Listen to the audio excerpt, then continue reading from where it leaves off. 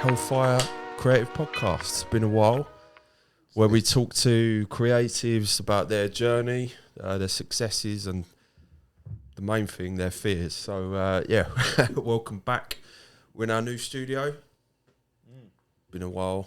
There's been 2 podcast studios since we last done the studio. That is true. Yes. It's nice, this one. I like it. This was our office, and then we were like, well, it's a waste of space because we don't sit in there because we're in 2 edit suites all the time.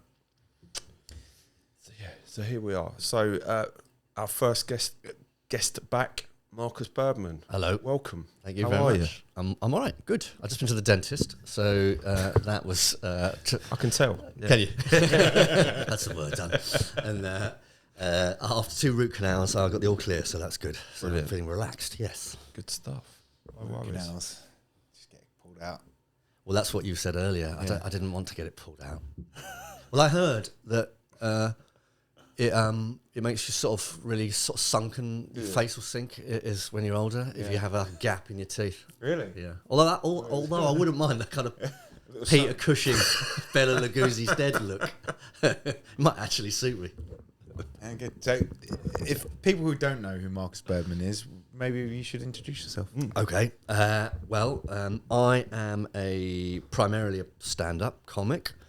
I dabble in a bit of artwork, mostly really to support my stand-up, a bit of animation, et cetera, et cetera, et cetera. But yeah, primarily I'm a stand-up, which is, although I'm local to you guys, which is how we know each other, I do, or I would normally be doing that all over the world, where God bless the British Empire, they speak English everywhere. So, but that's been a bit curtailed, obviously, over the last wee while. Yeah. With the pandemic, I guess you were probably one of the main professions that got stitched up big time by being locked down because you can't do your job. No, well, we had to. Well, that was So I've done an array of awful gigs on kind of like drive-in gigs, where people are kind of honking their horns and flashing their lights in appreciation or in like disapproval. It's hard to tell. So weird things, Zoom gigs, which actually at first I hated Zoom gigs, and then I kind of got into them. Not least of all because you don't have to leave the house. Because so much of my job is, if you sort of go, in one sense, I only work for 20 minutes. And it's the 4 hours to get to Manchester and the 4 hours back. That's the boring bit. So actually, if I could do a gig in Manchester from my sofa, it was quite good. So there were benefits, and also I kind of found one of the things I find I can't remember my own material. So if I'm doing it Zoom and it's literally all secret note. So just absolute notes everywhere. So I'm not too bad at just doing material like this. So which is one of the benefits. Obviously, we should probably discuss that. I'm also a 2-time stroke survivor. Now, part of that is that I can't remember anything.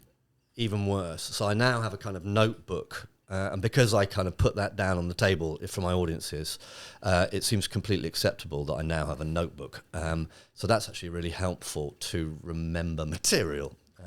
With a hitherto, it's really weird how, you go and see a band, nobody's expecting you to know what's the next song. You have a song list. And indeed, they're quite cherished by fans, aren't they? To kind of give us collectible, et cetera, But and it's weird how that's almost like stand-up isn't supposed to do that.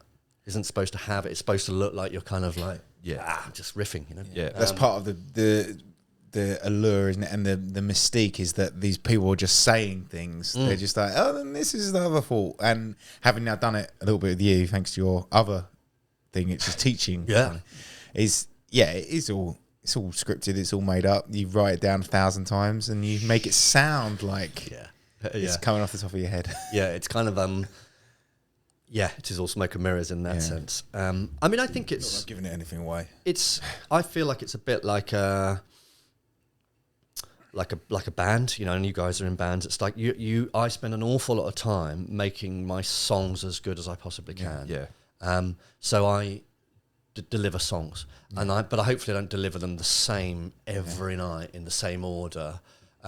With the same stresses on everything, I hopefully leave gaps where the drum solo does a bit, or the guitarist does something, or there's a bit of a kind of break it down to, because you feel the vibe of the room. But essentially, I am doing my songs that I have spent an awful lot of time writing. You know? And the beauty of your songs is that they evolve over time and they change consistently and they get better. Whereas, well, hopefully they do.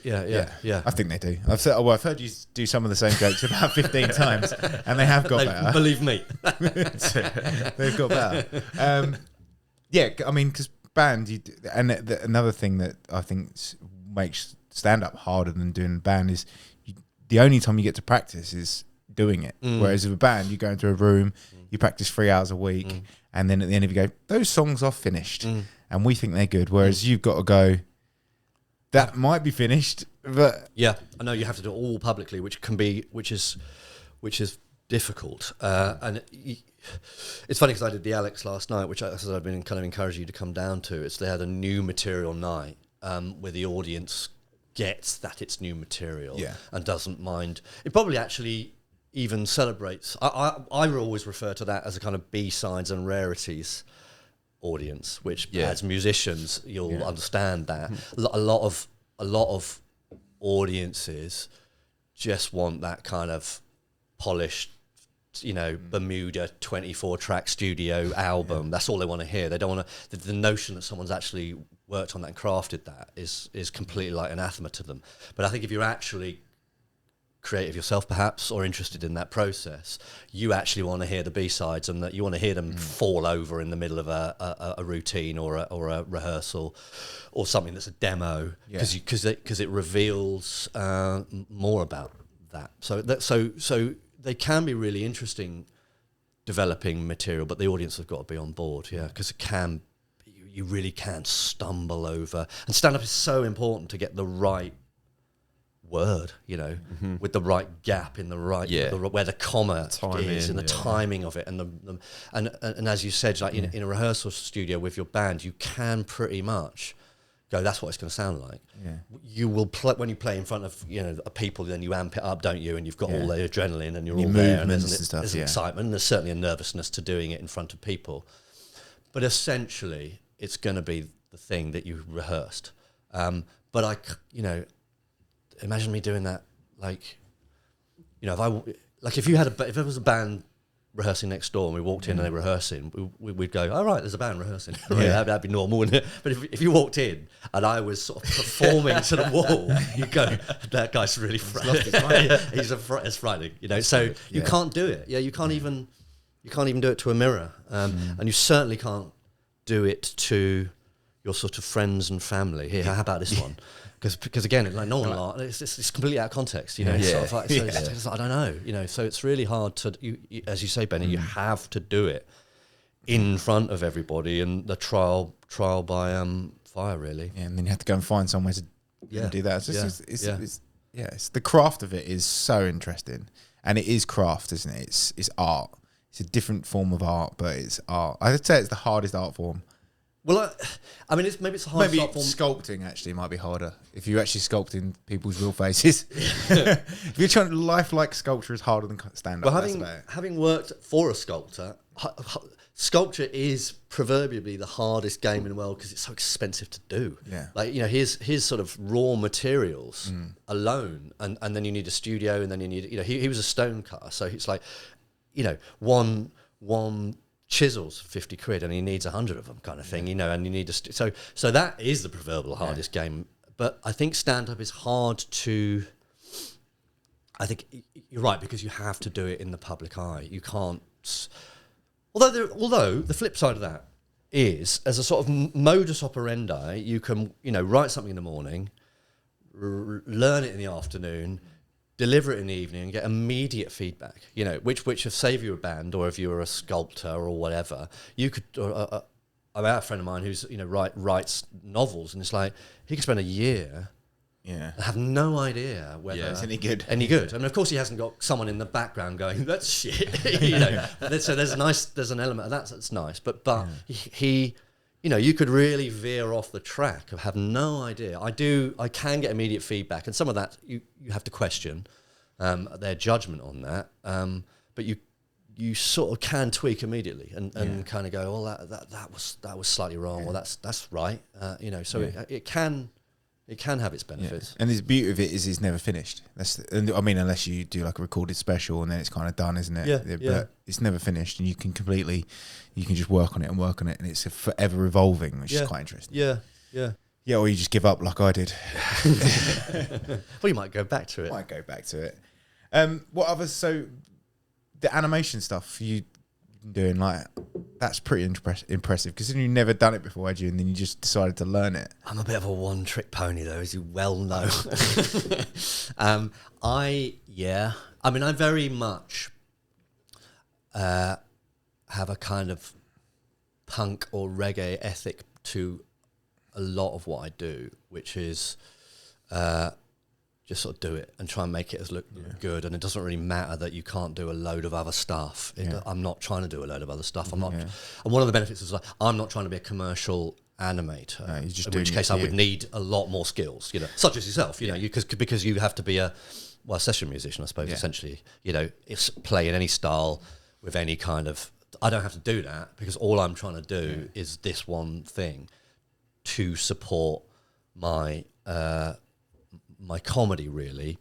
And I suppose I already had that kind of slightly lo-fi photocopied aesthetic, because it's a punk thing, and I've always had that from when I was at art college. And so to apply that to animation wasn't. I mean, it did take quite a lot of learning, because as you well know, I'm not the most tech kind of person. So I remember teaching you it, and you just writing everything long form, writing it down. Because I can't remember it. Like I literally exactly that. What button have I got to press to do that, to do that? So I'm quite, and again, I think I'm quite sort of. It doesn't occur to me to remember these things, or I don't remember them. But I've got up enough skills to sort of be able to play the tune I want to play, and then it's a bit more interesting to me than. You know, I don't want to learn a load of stuff. Well, sorry, that's a silly sentence. I do want to learn a load of stuff, but I don't have them. I'll learn that on the job, as it were. I can get a tune out of what I'm doing, and that's enough for me. And each time I do it, it gets slightly better, I hope. Yeah, I'd say, that's a good way of putting it. It's 3-chord punk, isn't it? But it's 3-chord punk exactly. with animation. You've got a set of tools that you can use to make something look good. And, like, if I hadn't seen your After Effects composition, I'd say that was brilliant what you've done. And then look at it, he's sort of workings out. I was like, okay, he's done it. The way he's done it's crazy, but he's finished it. Like, the finished product is there. Yeah. So as long as you know, you don't want to look behind the curtain. If you don't look behind the curtain, which pretty much everyone else in the world won't. Yeah. It looks brilliant, and you like think, oh wow, he's fucking smashed that. Because then a year you were doing it, maybe 6 months. Yeah.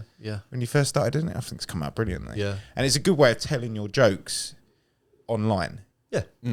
Like, it gave it a different way of telling your jokes. It put, like, your style, your stamp on animated version of your jokes, which is, like, a great thing to do during the lockdown. 100%. Exactly that. I mean, whilst we were all sort of, tapping our sort of fingers and wondering what to do, especially as creatives, and where that might go, it was... People had sort of said, we went out with a mutual friend in Simon, and he was always like, you should learn After Effects. And I was like, that's really beyond me. This was like the idea, but I sort of knew I did, because I kind of was thinking that I want to make these things. That would be really helpful for me. And of course, lots of everything, certainly comedy, has gone on to online presence and stuff like that. And I knew I had to. I just didn't have the time, or I used that as an excuse to not learn it. But I was like, there's.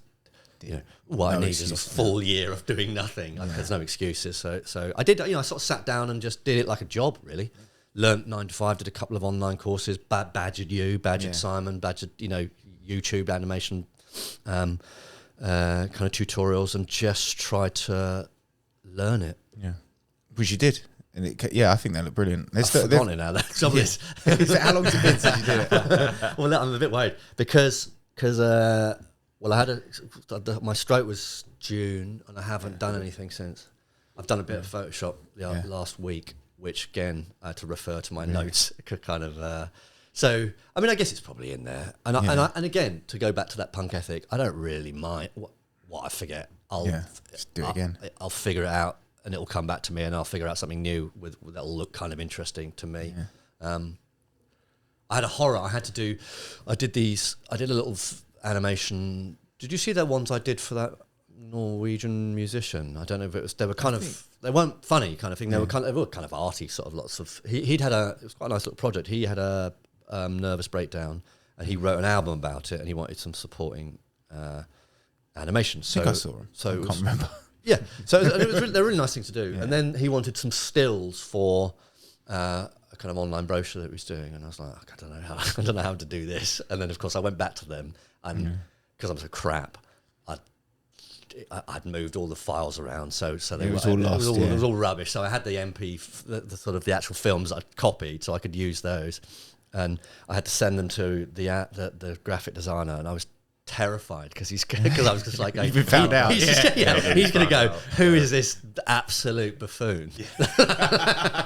Which is why I hate showing you and Simon stuff, because I just use like this eye rolling. Right. Less you, because I think you've got more of a punk ethic. Well, you definitely have more of a punk ethic than Simon. Simon likes to think he's got a punk ethic, but he hasn't. Yeah. He's snooty. He's snooty, yeah, and fastidious, and actually knows what he's doing.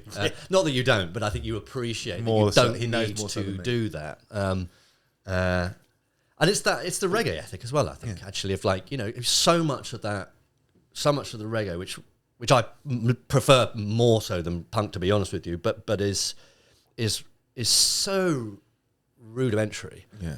It's 4-track. It's and then you've got historically people or kind of famously people like kind of Lee Scratch Perry sort of deliberately burying the tapes in the garden to make them sound kind of rough, and it's like it's not about gear. Yeah, it's about intent really, and it's about kind of feeling and emotion, and some of those sort of some of the best music in the world isn't technically brilliant. No.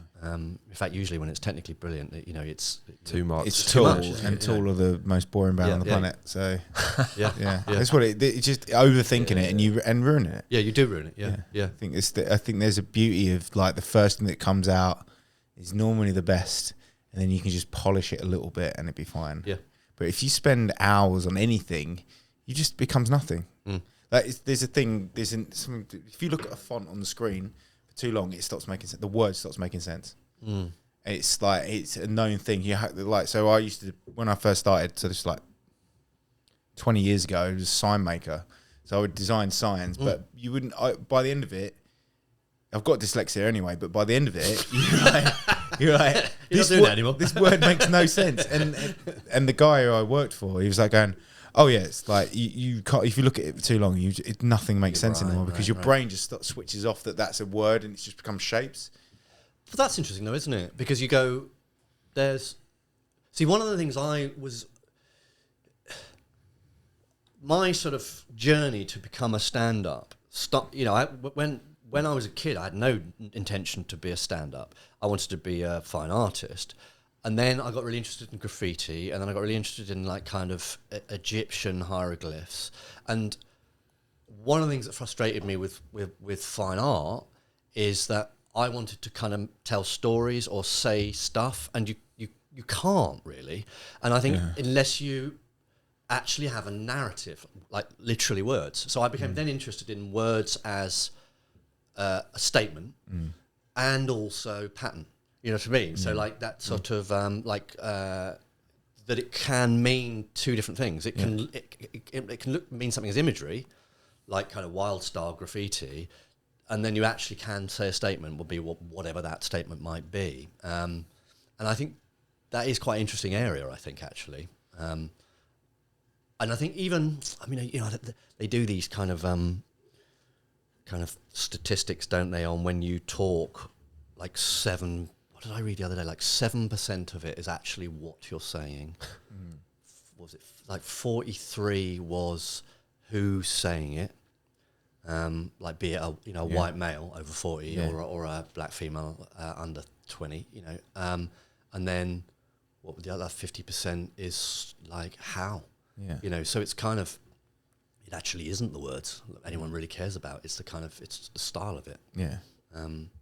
Which is kind of fascinating, I think. Well, that comes all the way back round to stand-up, is that the jokes can be told. Certain people can't tell certain jokes. Yeah. But every joke can be told, Yeah. but certain people can't. By the right person. Yeah, it has to be.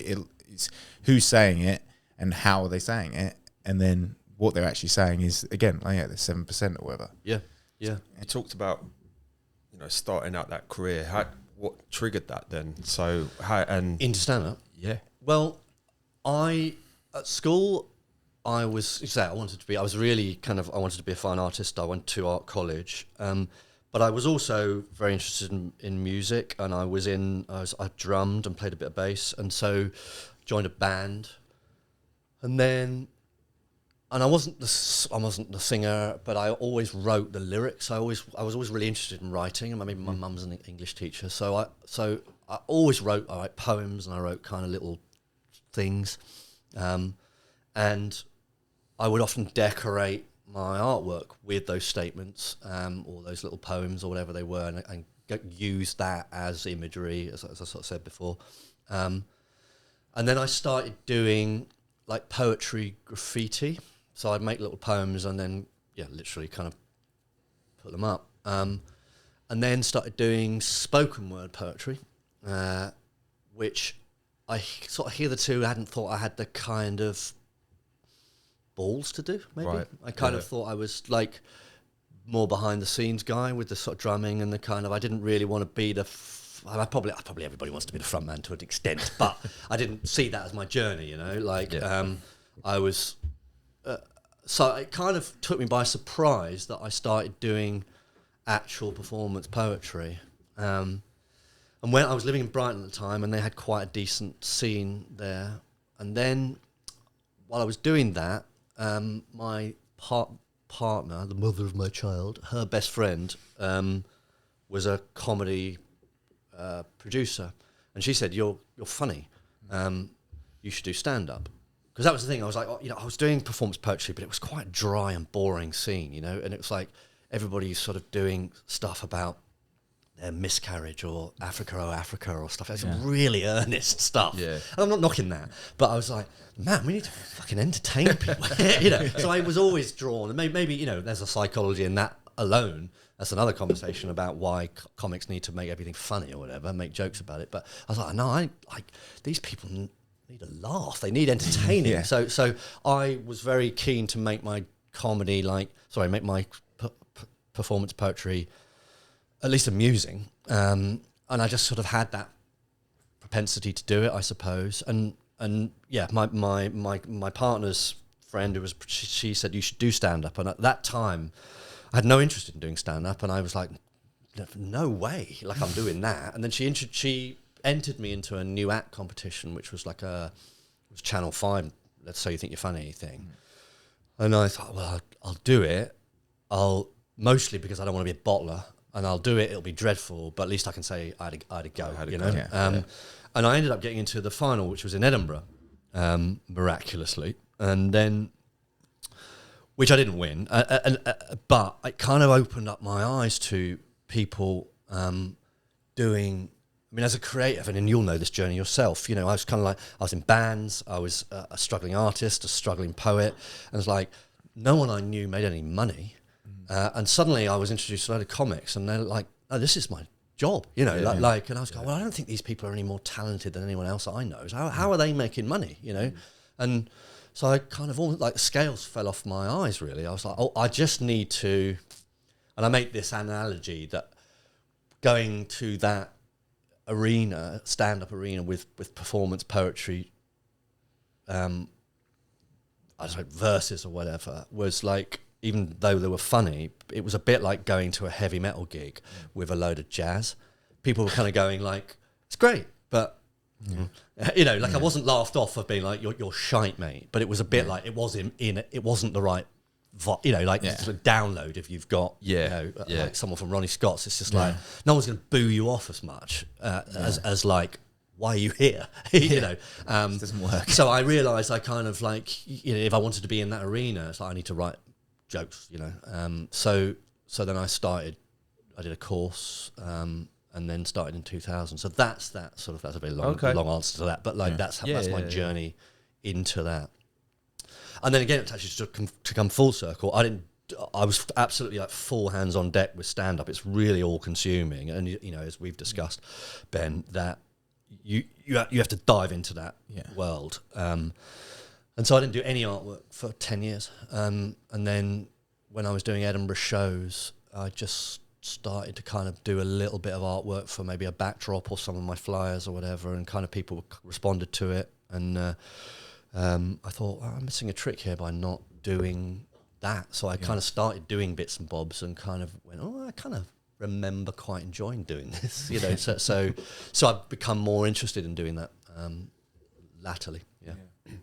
I guess it's something that fills the time as well, because I guess you, like you said, fills the time before you die. Before you die, I think something to do with it. Yeah, kills time. No, well, actually, goes back to what you're saying, that you only work 20. You're technically only working 20 minutes a day. So it's, so it's like, what can you do in that time? That's I don't want to. So, although I work 20 minutes a day, I do an awful lot of time writing. It isn't just 20 minutes a day. There's a little bit. I don't know. You're not being disingenuous to me, but that's like saying that Usain Bolt does 9 seconds of work a day. Does 9 seconds of work a day. It's lazy. But lazy Jamaican. he just runs from one point to the other, and then he's finished. And then what does he do? What does he do the rest of his day? That's another podcast with Usain Bolt. What do sprinters do for the rest of the day? We need to find a sprinter now. What do you do for the other 23 hours, 59 minutes and 40 seconds? There was a great thing. I don't know forgive me if I've told you this story before, Ben. I might have done, but I haven't told you, Baz. There was a lot of people come up and try and tell me jokes, you know, which I always think, why would you do that to yourself? You know, I've got a joke, you can have it. Oh, thank you. Thanks for that. Especially as you teach it as well. Like, why would you embarrass yourself?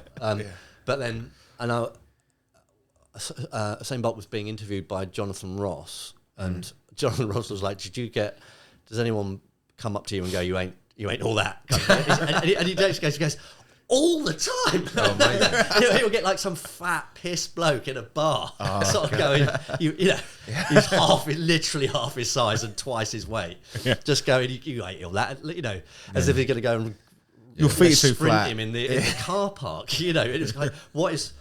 I mean, maybe that's a male thing as well. Like, it doesn't matter how fat and old you are, you still think you've got the drop on someone, haven't you?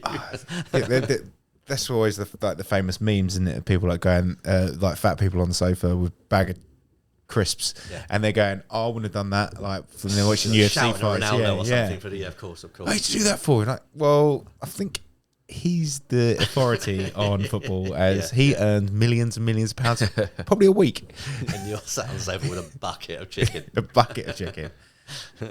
Yeah, not to malign people who eat chicken on the sofa. No, indeed. Nothing wrong with that. So when did you kind of decide, after getting into comedy and doing some gigs, when did you think, right, this is it, I'm going to make a go of this? Immediately. Yeah. I think. Right, yeah, well, so to go back to what I said, when I went to Edinburgh and saw people were doing it and making a living, like even now, I would consider myself a creative and an artist. And it depends on what paintbrush I pick up. And that might be drumsticks, it might be an animation thing, it might be comedy. I think sometimes it's just the luck of the draw, what the line of least resistance in a way. And you'd probably say the same thing. If things are taken off with the band or whatever, or that they do for a period and then they dry up or whatever, you sort of go, you probably wouldn't mind whatever it was, as long as it sort of pays the bills, and it's creative. It's a creative thing, and you're just picking up a different sort of weapon to do it. So I always knew that I wanted to do something creative, and I was like, well, not even like that I couldn't do anything not. You know what I mean? Like I had a brief stint where I was I taught art in a secondary school, and that's literally the only proper job I had for 18 months. And if nothing, that just drummed into me that I don't want to do that. I've reduced my ambitions from superstardom to just not getting a proper job, And because people say to you, oh, you know, I'm not a famous comedian. People go, well, you know, you got to make it. What's going to happen when you make it? I'm like, dude, I'm 51. I've never had a job. Yeah, you've made it. I own 2 houses. I've got a daughter. I've made it, man. You know what I mean? And I don't mean that in a braggy way. It's like, what do you think is making it? Because I do what I love, and I don't earn loads of money, but I earn enough to do it, you know, and that's to me is making it, you know. I think the key thing is what you said. I do what I love. So yeah. Exactly, it is. It must be that. It must be that. And I kind of had such a horror of not being able to do it, you know. That's so. I think when I saw stand-ups were doing it and making money, which I hadn't experienced from none of my friends were bands that were making money, or poets or artists or whatever, you know. I kind of went, well, I just need to learn that facility because that, and I think that's one of the benefits of stand-up, is that it's a commercial thing. It's far more commercial than any other art form, really. There's good and bad in that you therefore have to do it to morons, but rather than people who are a bit more artistic. That's slightly the flip side, but you can. It's a far easier thing to make money out of, I think. Yeah, I think when I was in Edinburgh and that I saw comics doing it, and I didn't feel that they were massively more talented than me, or indeed any of the other people I'd met doing creative stuff, but they were making money. So I kind of thought, I'll have a bit of that. Yeah. You know, I don't buy into this. You need to be suffering in a garret to be an artist. It's like, no, most of the people I know who are creative have worked 5 times harder than to get 5 times less than the other people I know who have done normal jobs, so-called, you know. And that's not having to go at anyone, but I think, like, in order to make this work for us, it's a really hard road. And if my father said this to me, if I'd put the amount of effort into a normal job, I'd be a millionaire, you know. Yeah. And I see, I went to a good school just outside of London. I see all the sort of my peers walking around the city, and they're clearly minted, who I don't feel like, they certainly weren't more able than me. They just did a job that didn't have a lot of stumbling blocks in it, or a lot of chance, or a lot of knockback. It's just a ladder, isn't it? It's a ladder, I think it's just like you do it. Do this job for X amount of time, then you get this job. Further up. And no doubt you get passed over for promotion, and I'm not saying that's easy or anything like that. I'm not knocking that at all, but I think there is much more progression in that. That's if you just work hard, you'll get something. But that's not the case in this. You know, I've seen. How many bands have you seen that are fantastic and never got anywhere? No. Yeah. And then you see, how's that wank? Yeah. How the fuck did Coldplay? Yeah. Like, that should explain it to you. Coldplay have got to 100%. The top, and they are dog shit. Yeah. And I think just brilliant people who just and so I don't buy into that kind of. I've got it's like, no, I want to make money out of this. I want the things that people want. Yeah. Like, I don't want Ferraris, but I want a car, and I want a house, and I want to kind of be, maybe it's because of my middle class upbringing, I feel like I need to tick those boxes, perhaps if anything, just so I can go home at Christmas and go, I'm not a complete schmo. But I want to live a normal life, but I just want to do it on my terms with the things that interest me. Yeah, I think that's definitely the way. Otherwise, what's the point in doing anything? If I've never had, or when I have had jobs, like actual jobs where I didn't work for myself, it's just been hell. Just hated it. They're having someone telling you what to do all the time and controlling when you come in, when you do so and so things, when you can go for lunch. Like, you don't have that. I mean, I can't imagine that. So we're going, you can go for lunch now. Sorry, what? I'm sorry, I'm 37. I can go for lunch when I want, actually. No, I know, it's weird. I mean, and that is that not how most people live? I don't know. I think they do. It goes. This is the theory I have that might be a bit too deep for this podcast. Is that 90% of the world are non-player characters that are just they just tick through life. They just follow their pattern every day. They wake up, they go to work, they eat their lunch they get their Tesco's meal deal, they go home, they get their co-op microwave meal, they go to bed, they wake up, and they're not trying to break that mold. Is that a lack of courage, or is that a lack of opportunity, or they're part of the simulation? Part of the Matrix. Part of the Matrix. Part of the Matrix.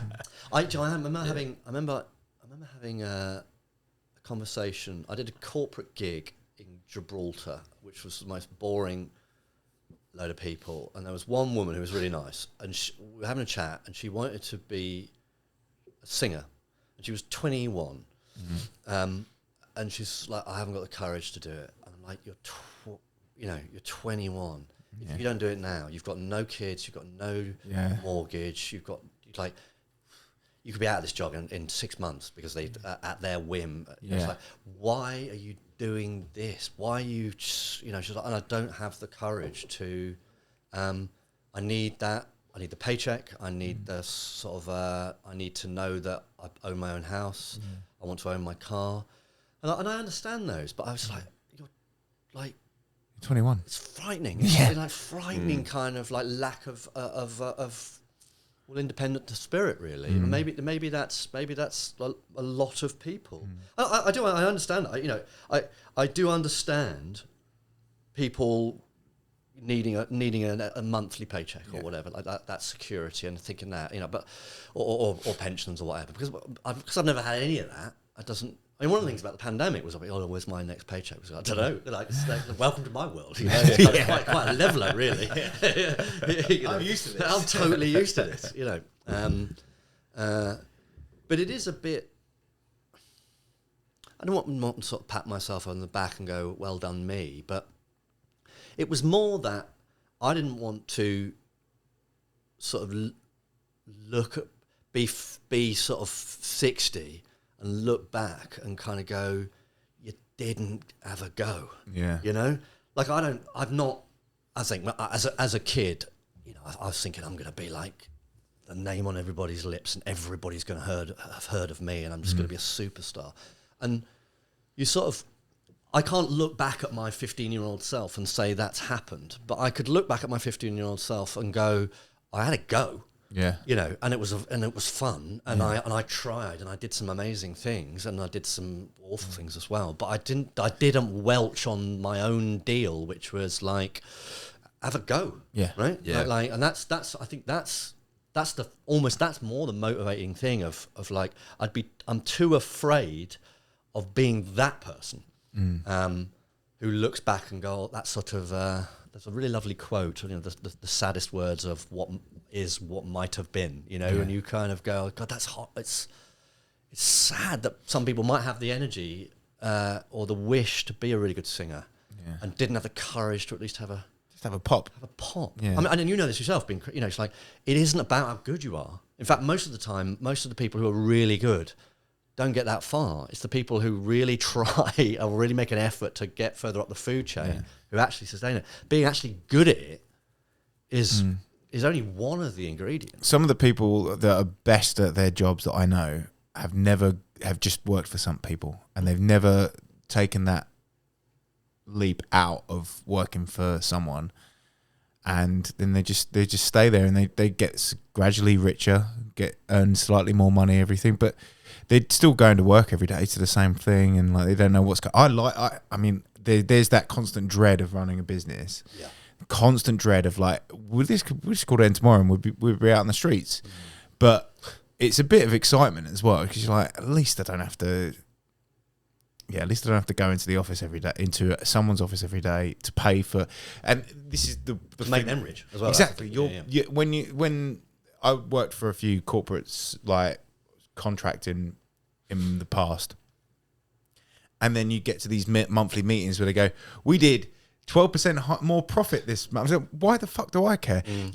I'm paying for someone I've never met's yacht. And it's like, actually, if you do it yourself, then you could maybe get a yacht. Not that you want a yacht, because I can imagine that owning a boat could be quite stressful. I imagine it's rubbish owning a boat. Yeah. Unless you live on it. Defines your success. Yachts. A yacht. That's the one thing I've never wanted. I've never wanted for a yacht. No. And it comes to that hassle. Oh, the hassle ratio, reward. isn't it? Like Well, that is, My friend, that is full. Are we all talking about this mythical yacht that we I know is a bit someone that terrible? brought a mythical boat. yacht. He brought a boat, and then he moved to Dubai for some kind of dodging of tax. Right. And he had to get his boat to Dubai. Right. And the first thing he did was sell it. Yeah, of course. He said the best thing that he's the most apparently like.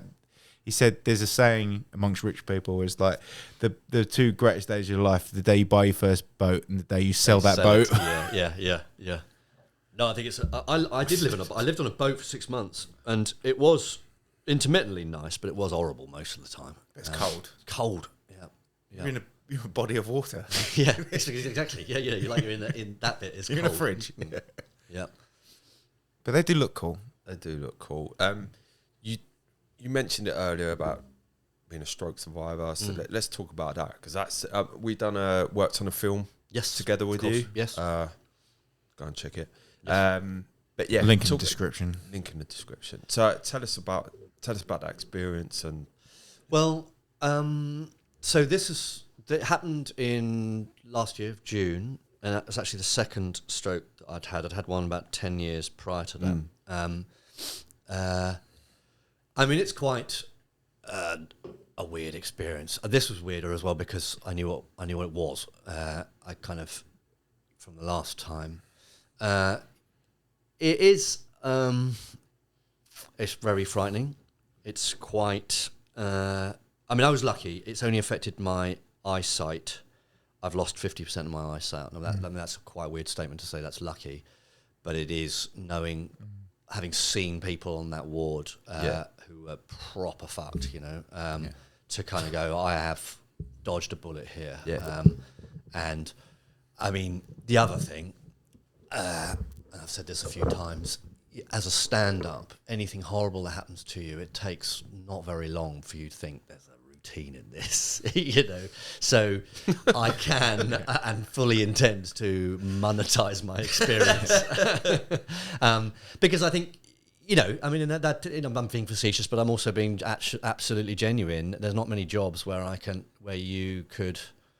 If you guys had a stroke, it wouldn't really be a benefit to you, but I can actually talk about it, It'd be, I've got, I hope I'm not being flippant. I'm not, because it was a very serious thing and I'm still living through that. There's a lot of psychological effects post that, which are very well known to stroke survivors, depression and anxiety and stuff. I'm dealing with that. I'm dealing with not having a lot of sight. Can't drive. I keep walking into things, etc., etc. But And you're going to ride your bike home as well. slightly worrying. At least it's not dark. At least it's not dark. I don't know. Yeah, And I can go on that. I can goes on. I can go on the pavement and then the Prittlewell Yeah. halfway. Yeah. Lovely, that Prittle book. So, yeah, I mean, I'm still dealing with the aftermath of that, and I probably always will be doing so. People around me have been brilliant, and I think it's interesting. With one of the things about having a near-death experience sounds really naff, but I think there's nothing like a brush with death to make you appreciate that life is precious, Yeah. And so.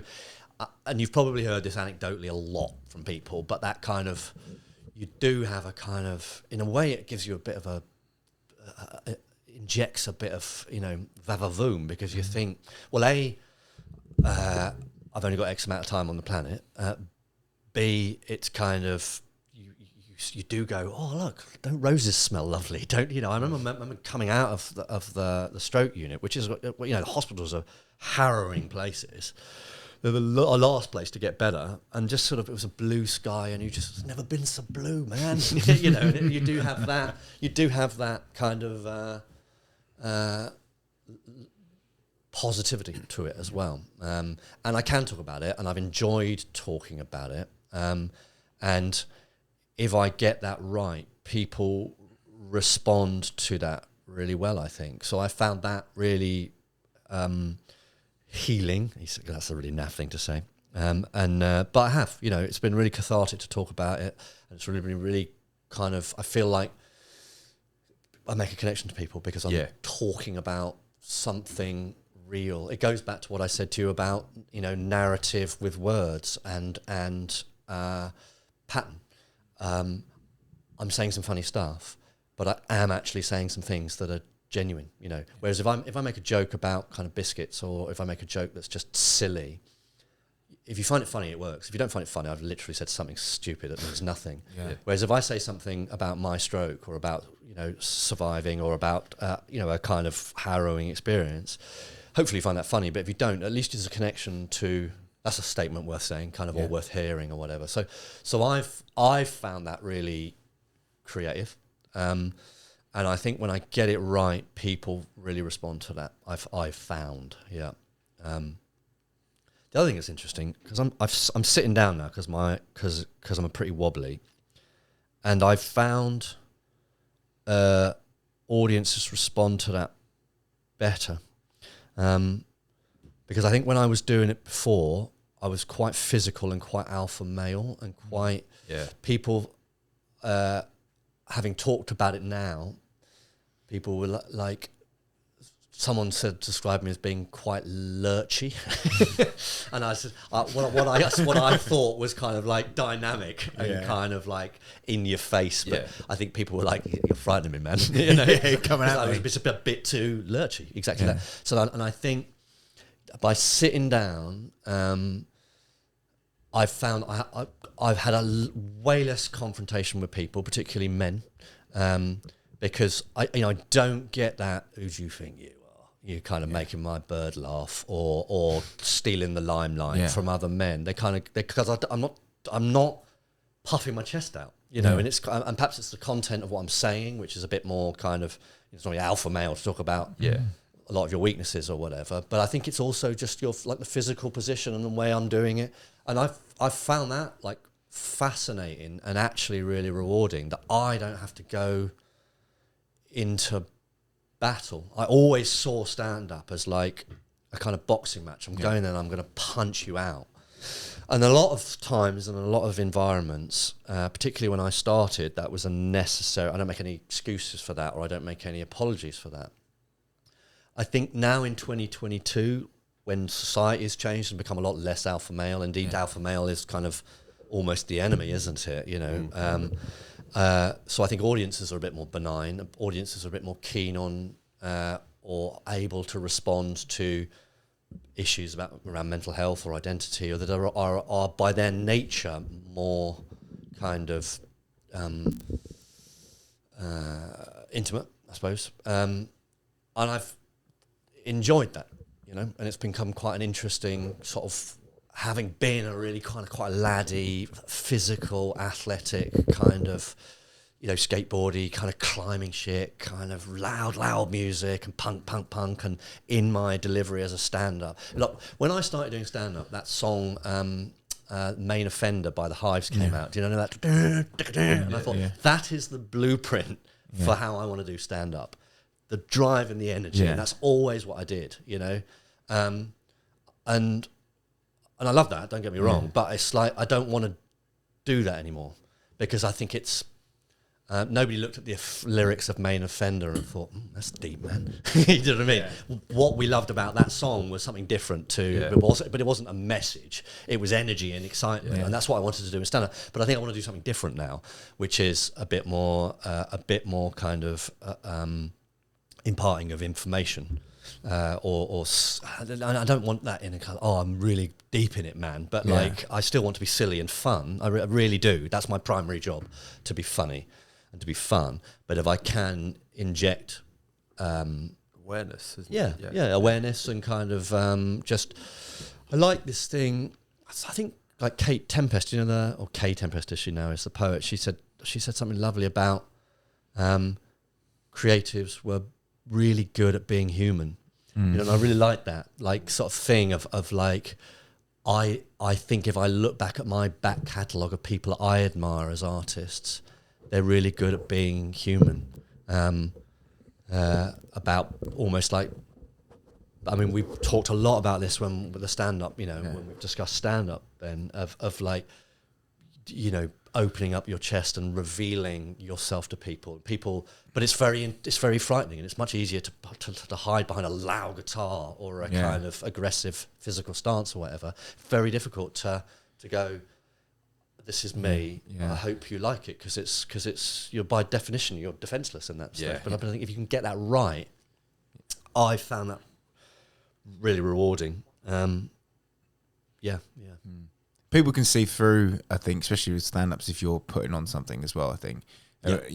I mean, there is people do characters, and then that's different. But if you're doing something and it doesn't seem like your personality, and you just feel like you're lying, especially when I've done open spots and you go and someone's doing jokes that just do not fit their character. Like, you're like, what are you doing? Like, can you not see that this isn't working? Yeah. Like when you got guys going out there sheepishly and then doing cock jokes and like shagging jokes, like it does work if the character is that. Yes, exactly. It works really well. But if you're just trying to, if you're pretending that this is you, it just doesn't work. It's like, it's all about that being honest with even if it's not totally honest, it's having that rooted honesty, and that really helps. I think that with everything you do, really. I think exactly that. I think, be you an animator, a graphic designer, a guitarist, you do, of course, if you're a guitarist, you're going to want to sound like the guitarists that you grew up listening and being really excited by. But you cannot be, Hendrix. Yeah. You can be influenced by Hendrix, but you can't. You've got to do your own thing. Yeah. And I think it's like, but if you get it right, you go, there's a little. I can see a bit. I can hear a bit of Hendrix in there, but I can also hear a bit of kind of, I don't know, George Harrison, or I can hear a bit of Kurt Cobain, or a million things. But what I can hear is that person playing the guitar, and I think that's when it's really brave. And I think people, because I suppose it's the truth's beautiful, man, that sort of thing. But so often people haven't got the courage to do it, and don't necessarily have the facility to do it as well. But I think that's when you're onto something, I think, in any art form, as you said, Ben. Just be honest, be yourself. You should draw from your influences. Otherwise you wouldn't have anything. You don't exist in a vacuum. You don't exist in a vacuum, and you are going to be influenced by other people and excited, and that's a big part of it.